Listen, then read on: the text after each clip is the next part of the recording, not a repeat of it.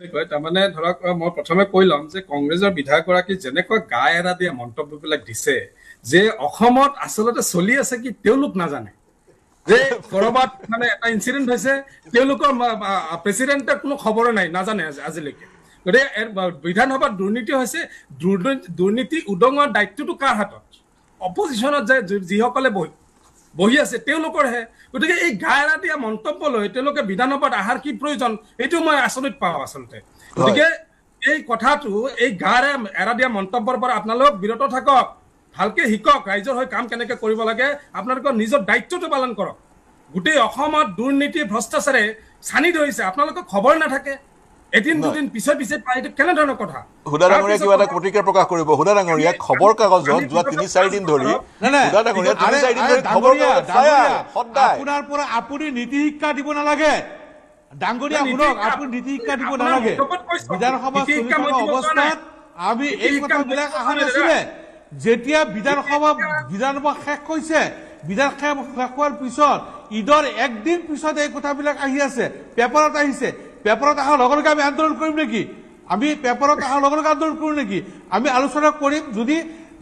এই ধৰণৰ ঘটনা হৈছে আৰু যদি ইয়াত কোনো ধৰণৰ সুৰুংগা নোহোৱাকৈ তদন্ত নহয় যদি এই পৰিপূৰকভাৱে তদন্ত নহয় আৰু উপযুক্ত বিচাৰ নহয় তেতিয়া আমি তাৰ কাৰণে বিদ্ৰোহ কৰিম এতিয়া যিহেতু বিধানসভাৰ অধ্যক্ষ নতুন অধ্যক্ষজনে নিজে ওলাই আছে এইবিলাক নিজে ওলাই আছে গতিকে আমি তাত আন্দোলন কৰা কি দৰকাৰ আছে তেওঁ যেতিয়া ওলোৱাৰ পিছত যেতিয়া সৎভাৱে বিচাৰ নহ'ব তেওঁলোকে একচাটিয়ে কিবা কৰিব তেতিয়াহে আমি কৰিম ডাঙৰীয়া গতিকে আপুনি নীতি শিক্ষা দিব নালাগে আপোনাৰ দলক আপুনি নীতি শিক্ষা দিয়কগে নিশ্চয়কৈ আমি দিম আমি আপোনাক নীতি শিক্ষা দিব যোৱা নাই কিন্তু কথা হ'ল যে আপোনাৰ মন্তব্যৰ ওপৰত কৈছো যে আপোনালোকে নাজানে বিষয়বিলাক গতিকে জানি লোৱা ধৰক খুব সোনকালে জনাৰ কাৰণে চেষ্টা কৰিব যি ইনষ্টেণ্ট ঘটনাবিলাক ঘটি আছে জানা খুব আপুনি নাহিলে কিয় বিধানসভাত আপুনি বিধানসভাত উপস্থিত হৈ নাহিলে কিয় আমি দেখা পাইছো এটা গোটেই এছেম্বলিটোত যেতিয়াই যিকোনো আপুনি নাহিলে কিয় এটা অনুষ্ঠান হৈছে তাত গৰ্জিয়াছ এটা পৰিৱেশ সদায় মই এৰিছো হয় নহয় চাওক বিৰোধী হিচাপে আপুনি ঠিকেই আপুনি হয় আপুনি আপোনাৰ মন্তব্য আগবঢ়াইছে নুৰুল হুদাই কৈছে যে এতিয়া প্ৰতিবাদ কৰা ৰাস্তালৈ